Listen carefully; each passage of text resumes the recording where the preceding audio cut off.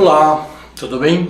Como vão vocês? Estudando muito, revendo, fazendo exercício, buscando mais informações na internet, em livros, revistas. Lembrem que aqui nós estamos trabalhando o básico, tá? Cada um, de acordo com o seu interesse e com a sua condição, deve aprofundar o conteúdo, ok? Hoje a aula é sobre reprodução animal, como que os animais se reproduzem, o que significa reprodução, quais são as características, né? Só um pouquinho.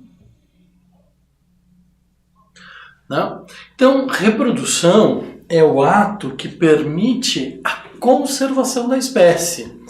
Não é uma ação que permite a sobrevivência de um indivíduo.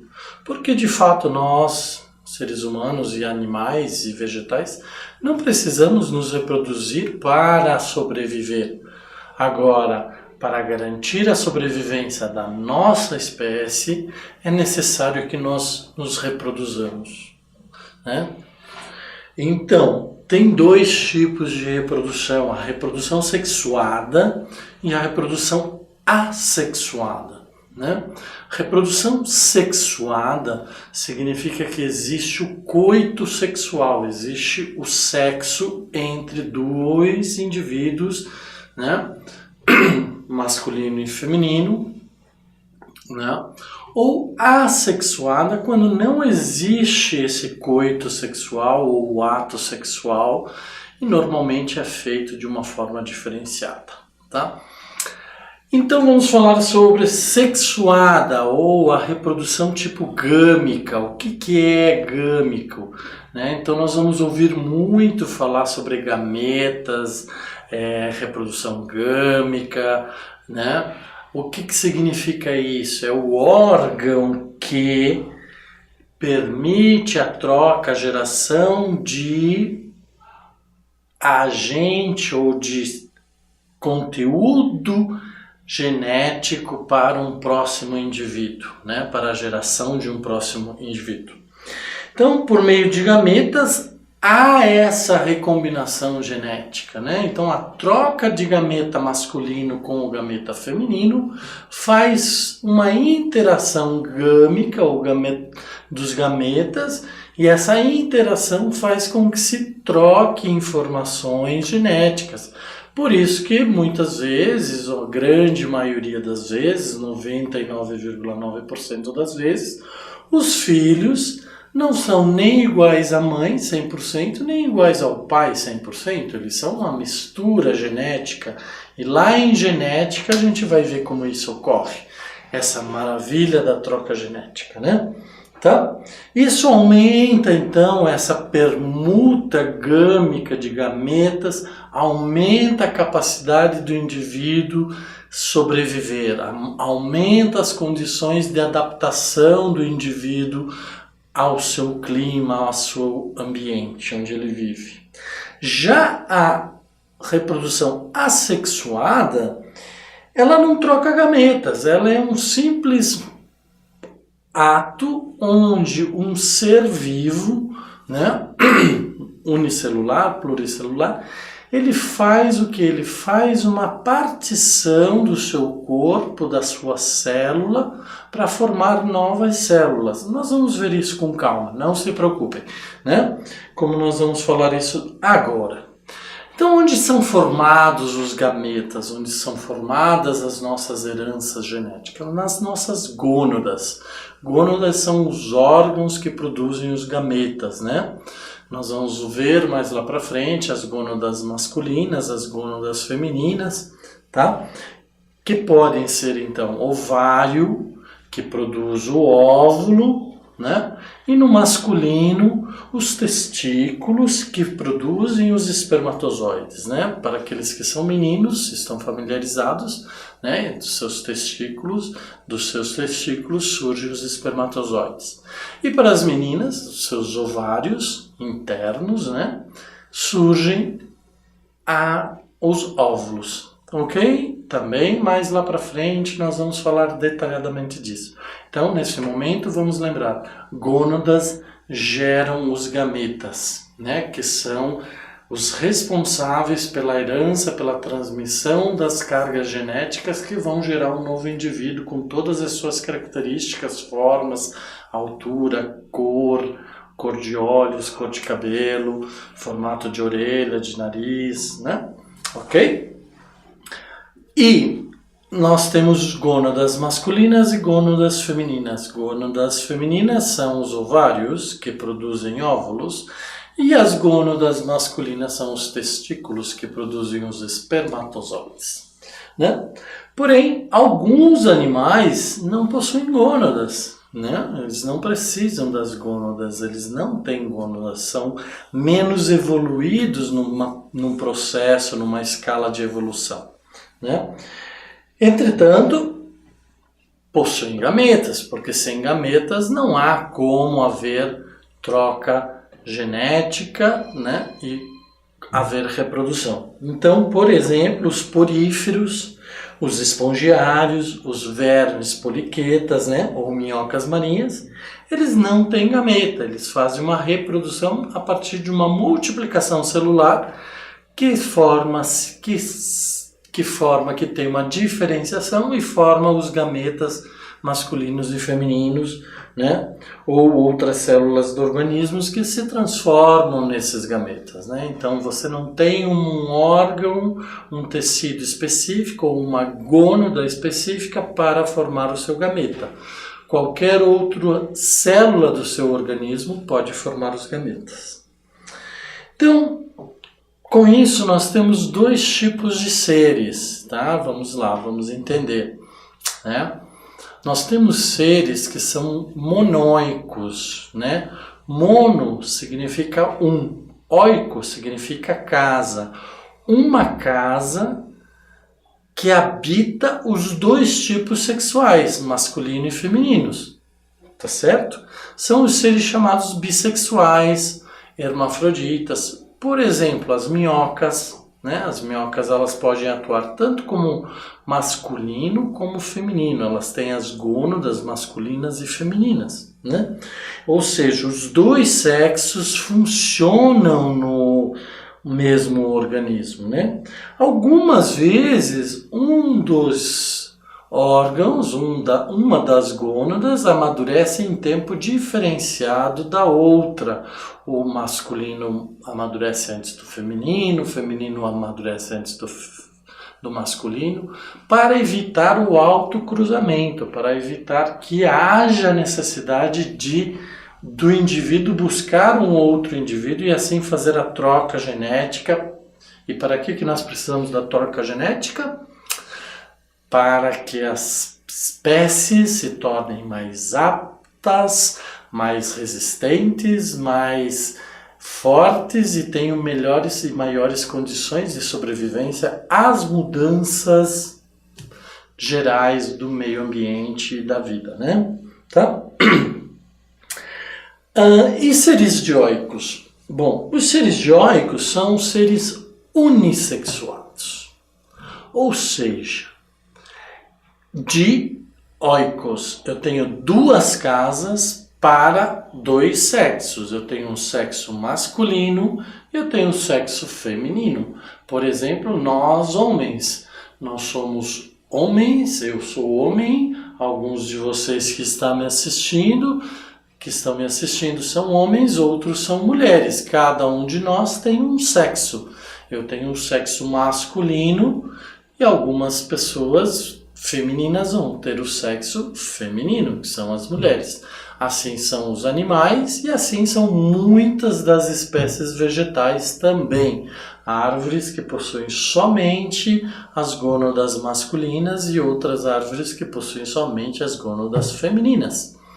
Tá? Então, a estas classes, a estas espécies, nós chamamos de dioicas. Por quê? Porque tem duas casas, uma casa masculina e uma casa feminina. E a casa monóica, revendo então, a casa monóica é aquela que tem em uma única casa indivíduo masculino e feminino junto. Ok? Vamos lá, gametas, né? Então, o que são os gametas? Os gametas são as células especializadas em transmitir os nossos traços hereditários, os nossos cromossomos, os nossos genes para o novo indivíduo, através do quê? Da reprodução, né? Através da reprodução que nós perpetuamos as nossas características genéticas, certo? Então, essas células possuem os genes, né? Dentro dos genes, nos genes estão os cromossomos, que são responsáveis por todas as transferências, pela transferência de todas as características. Quem é branco, quem é negro, quem é índio, né? Quem é vermelho, quem é japonês, quem é chinês, quem é alemão, tudo isso compõe o que a gente chama de características hereditárias, né?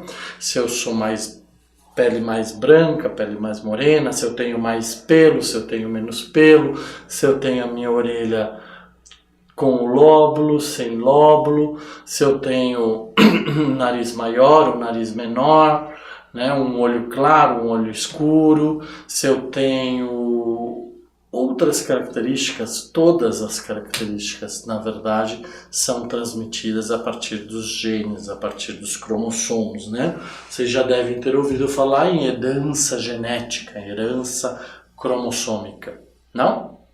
Se não ouviram, aguarde que nas próximas aulas nós falaremos sobre isso. E aí vocês vão poder estar craques para responder a qualquer pergunta que vocês quiserem sobre o que forem feito a vocês sobre herança genética.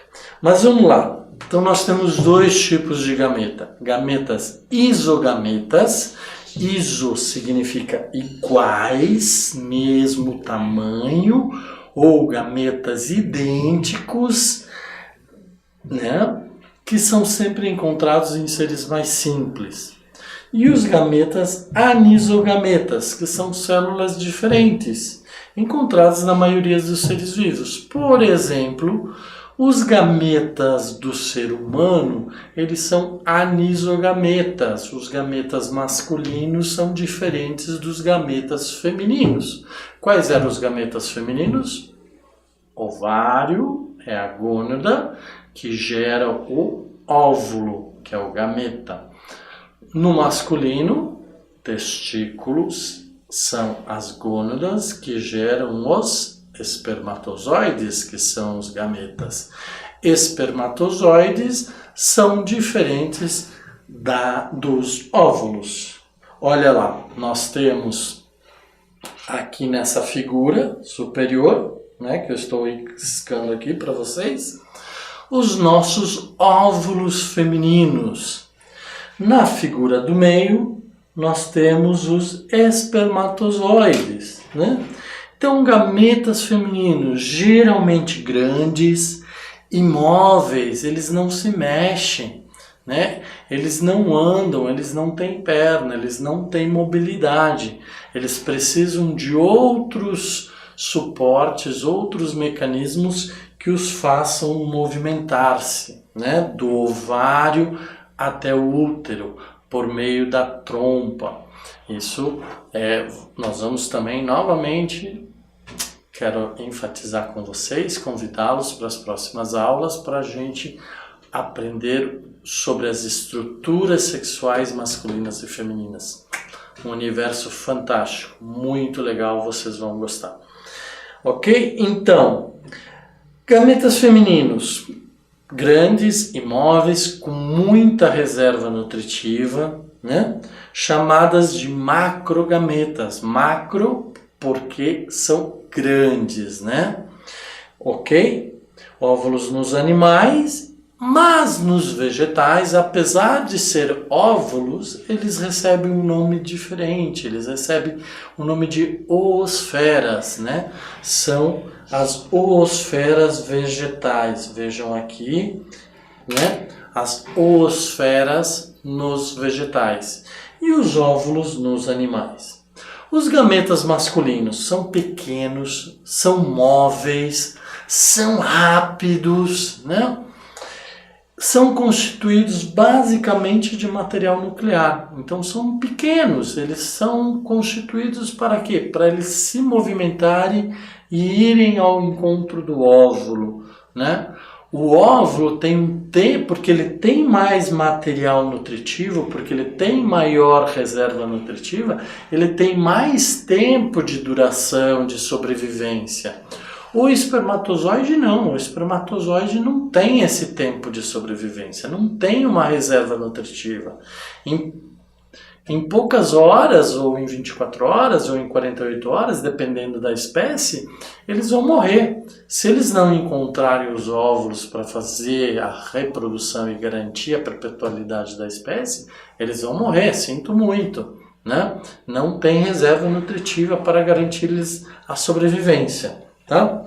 Então vamos lá.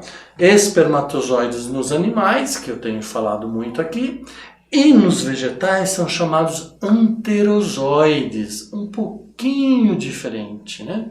Então nós temos óvulos e espermatozoides nos animais, e nos vegetais nós temos as oosferas e os anterozoides. Olha aqui um exemplo de um anterozoide, né? Ok? Então vocês veem que são estruturas diferentes, mas com as mesmas funções. Isto significa adaptação, né?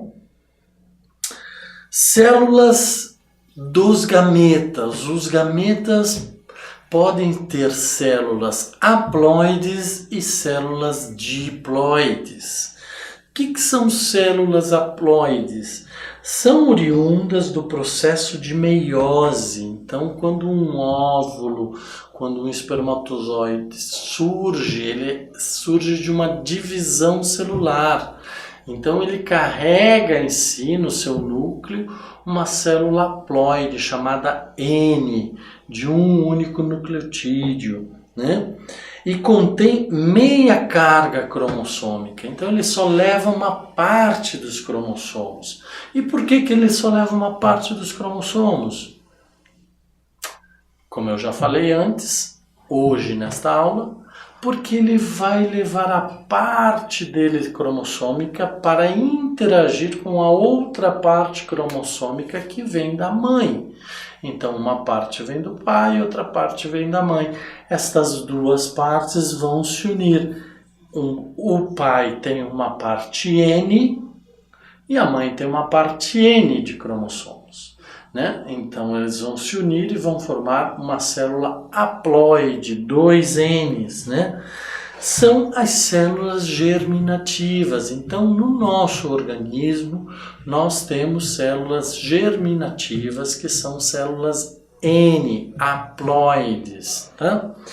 Porém, nas células diploides, oriundas da fecundação, acabei de dizer para vocês que a célula N masculina se une com as células N femininas e vão formar células diploides, 2 Ns, resultantes da fecundação, né? E nisso, então, surge o processo que a gente chama de mitose, né? Meiose, mitose, fiquei confuso, o que eu faço agora? Calma, respira, vamos seguir. Lá para frente vamos ter aulas específicas sobre meiose e mitose, vocês vão ficar craques, vão saber tudo sobre estas duas formas de divisão e de união celular. Tá? Contém a carga cromossômica completa. Claro, se eu falei que metade vem do pai, metade vem da mãe, e os dois se unem, então nós temos o quê? Uma carga completa, que já não é mais meia-meia, mas sim uma inteira, né? Então, uma célula diploide tem carga cromossômica completa.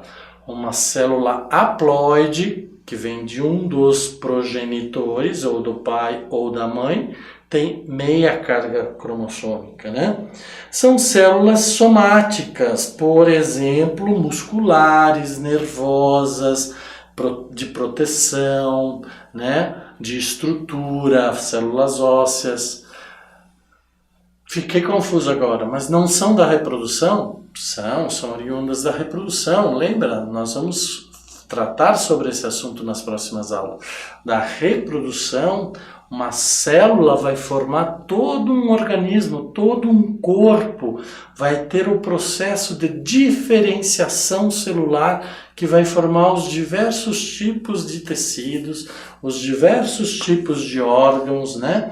Órgão da visão, órgão da audição, órgão da fala, né? Órgão da excreção, ok? Né? Órgão da locomoção, as nossas pernas, perfeito? Então, forma-se o quê? Forma-se da união do óvulo com o espermatozoide ou da oosfera com o anterozoide, vai se formar o ovo. Não é óvulo, é ovo. Ovo ou zigoto, né? Que é uma célula haploide ou diploide. É uma célula diploide, resultante da fecundação, correto?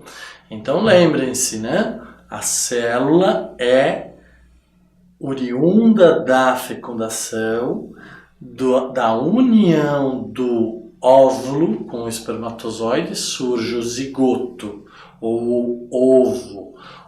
Um óvulo era uma célula N, haploide, o espermatozoide uma célula N, haploide, formam o ovo, que é uma célula diploide, né? Tá? Fecundação é o processo, então, o que é a fecundação? É o processo de entrada do espermatozoide ou do anterozoide no óvulo, né? Então entra o espermatozoide no interior do óvulo ou entra o anterozoide no interior da oosfera, tá? Entrada do gameta masculino no gameta feminino, né? Por exemplo, penetração do espermatozoide no óvulo, tá? Cada gameta, como eu já falei anteriormente, contribui com 50% da carga genética, ou carga gênica, né, do novo indivíduo, ocorrendo na sequência a singamia ou cariogamia. Vamos ver o que são singamia e cariogamia? Singamia ou cariogamia é a união do núcleo. Opa, nós estamos falando de união celulares e não união de núcleo.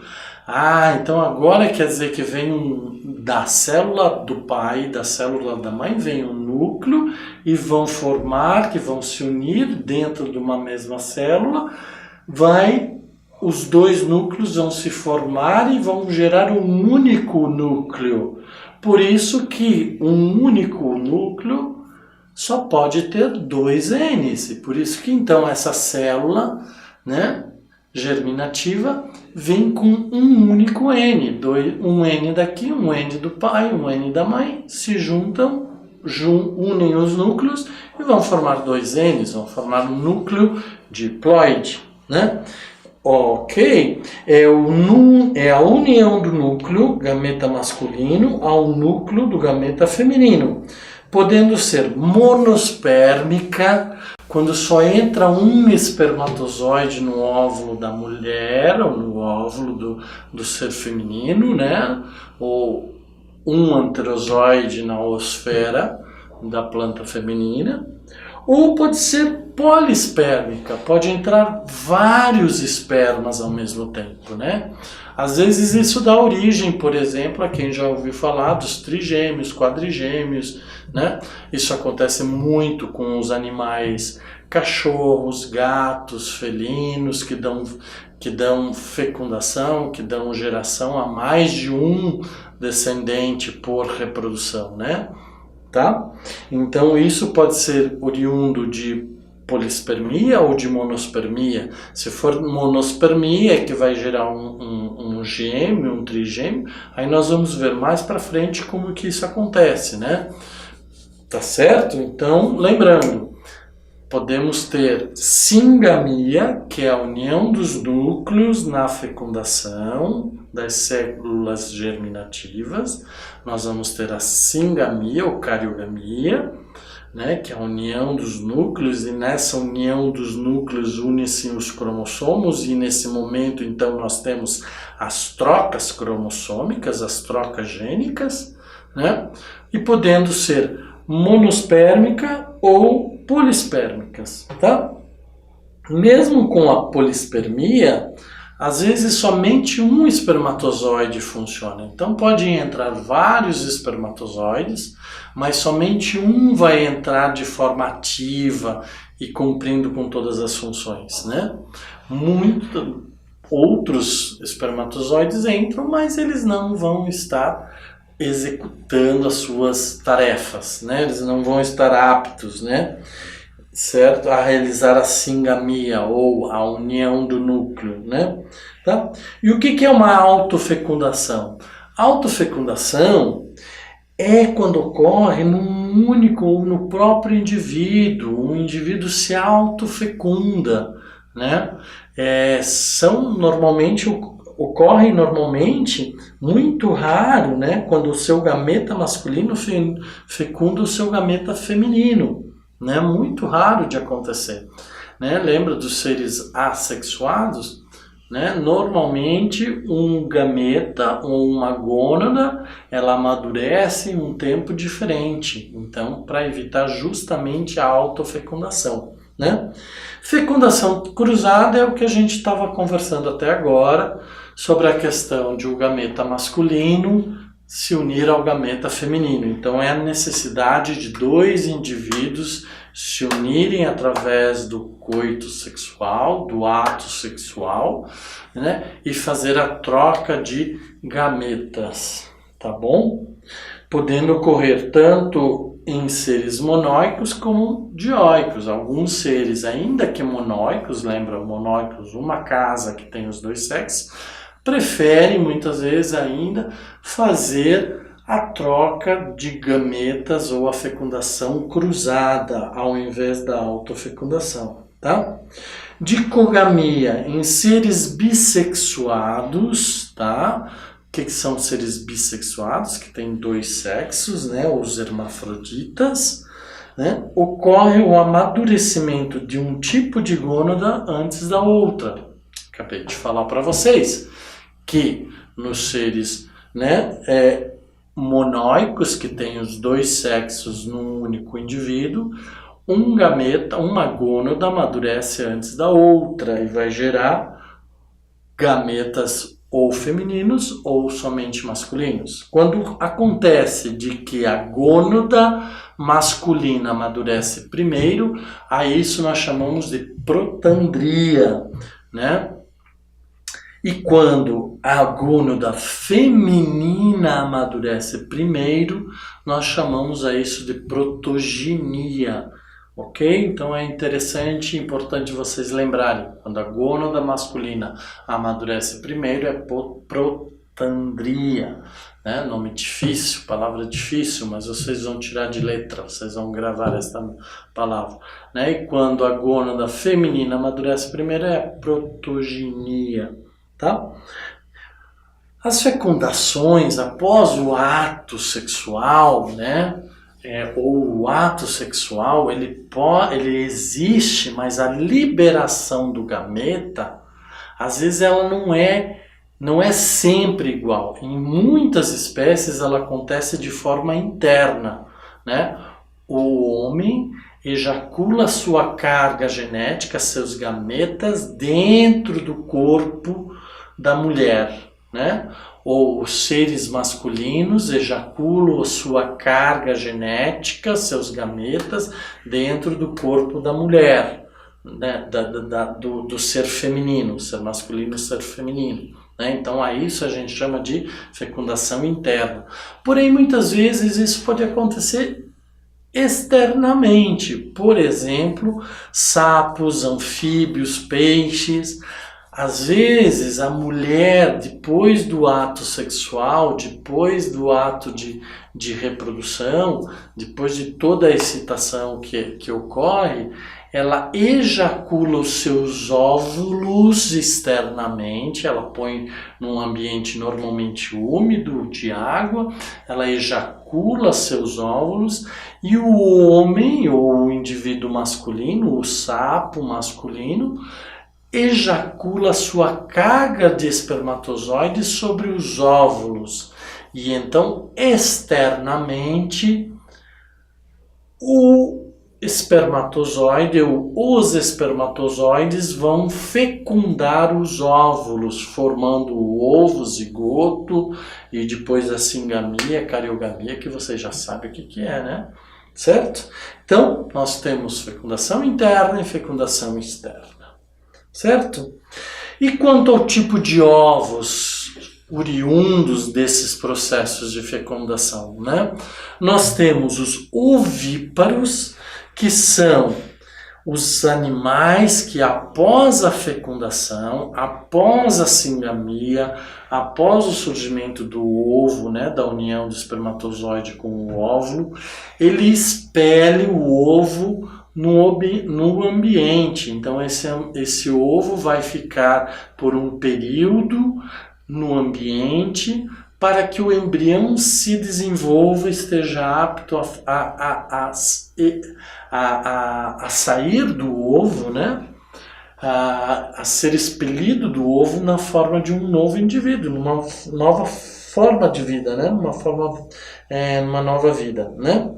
Então, o embrião irá se desenvolver externamente, por exemplo, aves, insetos, mamíferos, nós, monotremados, da Austrália, né?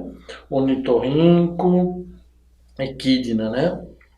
Nós não somos ovíparos. Mamíferos podem ser mamíferos da Austrália, os monotremados da Austrália, ornitorrinco e a equidna podem ser ovíparos. Nós somos vivíparos. Vivíparos, a fêmea tem a relação com o macho, ao acasalamento, à união do espermatozoide com o óvulo, surge o óvulo, o embrião se desenvolve internamente, né? Com exceção do canguru e do gambá, onde o embrião sai do útero e vai para dentro do marsúpio, que é aquela bolsa que carrega o canguru, né? Uma bolsa na barriga que carrega o embrião do canguru até que ele se desenvolva por completo. Os gambás fazem isso também, ok? Então, nós somos vivíparos, nós seres humanos somos vivíparos e a grande maioria dos animais mamíferos, né? Tá? E aí nós temos os ovovivíparos, né? Então nós tínhamos os ovíparos, que expeliam o óvulo e o embrião se desenvolvia fora do organismo, fora do indivíduo. Nós temos os vivíparos, que o embrião fica dentro do organismo do indivíduo e se desenvolve. E nós temos os ovovivíparos. O embrião se desenvolve dentro de um ovo, no interior do organismo materno, por exemplo, escorpiões, tubarões, cobras peçonhentas, né? Nós não temos um ovo dentro de nós, né? Quando a mulher fica grávida, ela tem uma placenta, ela tem um reservatório de líquido nutritivo que vai alimentar o embrião, né? E que vai permitir com que o embrião se desenvolva. Mas alguns animais têm ovos, né? Então, por exemplo, as aves, a galinha que põe o ovo fora para que o ovo se desenvolva e forme uma nova vida, isso nos ovovivíparos acontece dentro do próprio organismo, tá? Então aquele ovo, em vez de estar lá fora no meio ambiente se desenvolvendo, ele está dentro do organismo do tubarão, da cobra, do escorpião, tá? Ovulíparos. Quem são os ovulíparos? A fecundação ocorre no meio externo. A fêmea descarrega seus óvulos e o macho realiza uma descarga de espermatozoides. O que eu expliquei para vocês. Fecundação externa. Então, até agora, ovovíparos. vivíparos e ovíparos, a fecundação é interna, né? E nos ovulíparos, a fecundação é externa, que é dos anfíbios e dos peixes. Nós já falamos sobre isso, nós já explicamos que os peixes fazem essa ejaculação, né, essa descarga de gametas externamente, a fêmea faz a descarga dos seus óvulos e em seguida o macho vai e descarrega os espermatozoides, e aí os espermatozoides vão fecundar os óvulos externamente. Ok? Então, pessoal, por hoje é isto. Espero que vocês tenham entendido, mas lembrem, é importante vocês lerem, relerem todo o conteúdo da aula, certo? Para ficarem craques e com todo o conteúdo fixado para a próxima aula. Valeu? Ok? Obrigado. Até a próxima. Um abraço.